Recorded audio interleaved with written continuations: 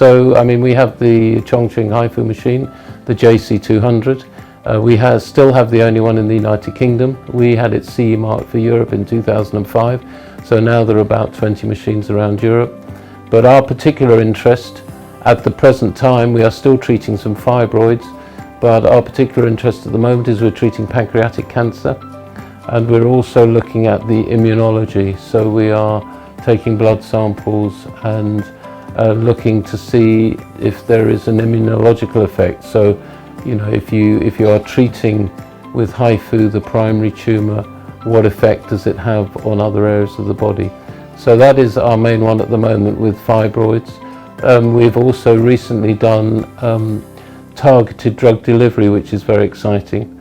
So Chongqing, I think, is at the forefront of the technology, but not just the technology, because Professor Lang and Zibiao, Professor Wang, have a very humanitarian approach. So very concerned not just about the medicine, but about the person and about treating the person, which is very important, which is what William Osler spoke about and which we're very impassionate about as well.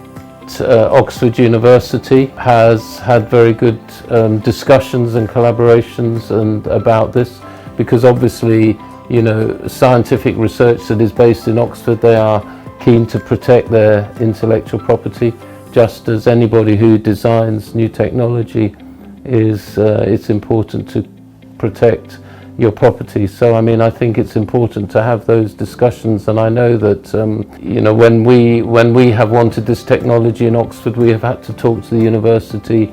We have also had to talk to Chongqing Medical University and have agreements as to protecting your rights, protecting Oxford University's rights. So I think it's important to have those discussions, and it's not me particularly that has those discussions, but it is senior people in Oxford University and in Chongqing Medical University that have those discussions and come to agreements.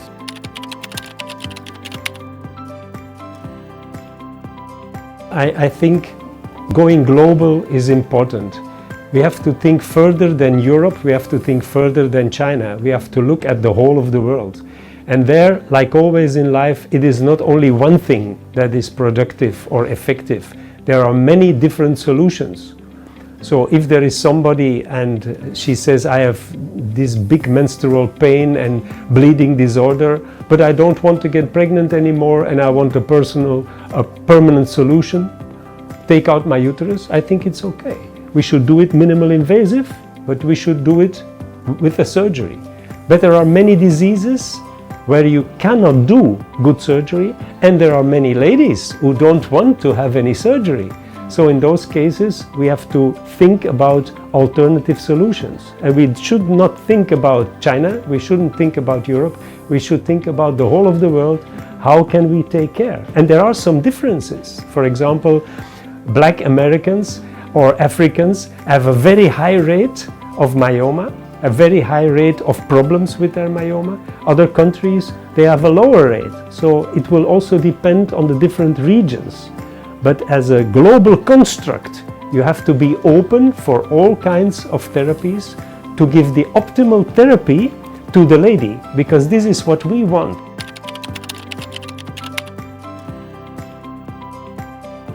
Yeah, I think in the past few years, and as I know, Dr. Singh, Dr. Wang, Zibiao, they have do a very good job in the one-by-one load, because I know even in the Africa, in the Middle East, and also in Europe, they have make every effort to promote the HIFU therapy.